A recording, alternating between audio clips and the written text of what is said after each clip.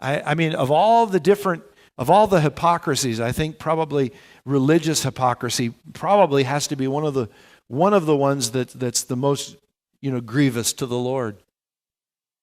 When we go through the motions of our religious ritual, but we live the way we want to live. I was sharing this with Ian here about a week or so ago. I got a letter last February from a young woman who I think lives in Tennessee. And she wrote me because she was searching on the internet on the subject of divorce and remarriage. And our Q&A section on our website came up in her search. And so she emailed me. Never met the woman in my life, but she emailed me, and we've sent probably 3 or 4 emails back and forth since last February. And she's having some marriage issues, and her first letter to me was really troubling, because the man to whom she's married, and they are still married, although struggling, but the man to whom she's married is one of these kind of guys who will yell and scream at her, with all kinds of abusive language, and then go in the next room and read his Bible.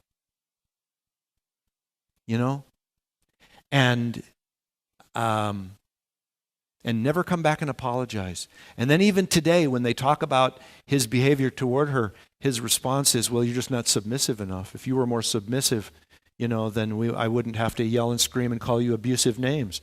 And I'm like, sweetie, that's just not reality. You know what I mean? That's just not reality.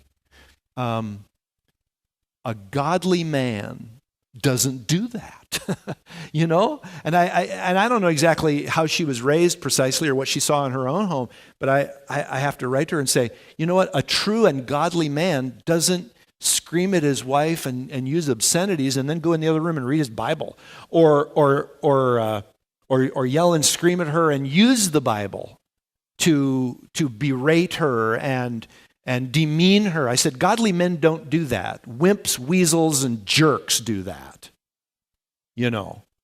But godly men don't. And that is the worst kind of religious hypocrisy. To use the Bible, to hurt somebody. Or to hide behind the Bible and say, it's because of this that I treat you that way. All I can say is I wouldn't want to be him on Judgment Day. That's all I can say. Because I don't think it gets much worse than that. But that's the kind of religious hypocrisy that Israel had a very great tendency to take on. And you and I, we always got to be on the lookout for that. And we never, although I tell you these horrible stories, but you should never ever think to yourself, well, that could never happen to me. In fact, every single person in this room should say, I possess in my sinful nature the potential of being that much of a jerk. And I need to guard against religious hypocrisy in my own life. And I need to make sure that I'm always bringing my heart before the Lord so that I don't ever stoop to that level, of using the Bible for my own personal advancement or even at the cost of someone else. So this is what the Lord is challenging them with. Are you really are you going to go back and be religiously hypocritical like your forefathers, or are you going to deal with the root of the issue? The root of the issue of why this temple got destroyed in the first place. It's very important. So verse 8 goes on. It says, and the word of the Lord came to Zechariah. This is what the Lord Almighty says. Administer true justice.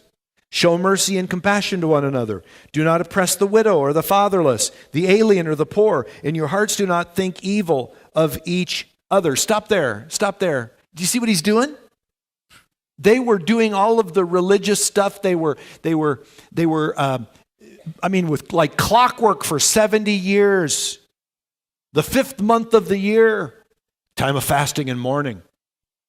And God says, listen, that's not what I want out of you. I don't want your religious and sacred observances. I want you to treat people kindly. I want you to be honest and sincere in your business dealings. I want you to be just in your decisions in the court. I want you to help out the widow. I want you to help out the person who has less than you. These are the things I want you to do. Stop doing religious things and get out there and love people in my name. That's what I want you to do. I want you to go out and live different lives and literally walk out the things that you say that you believe. Verse 11,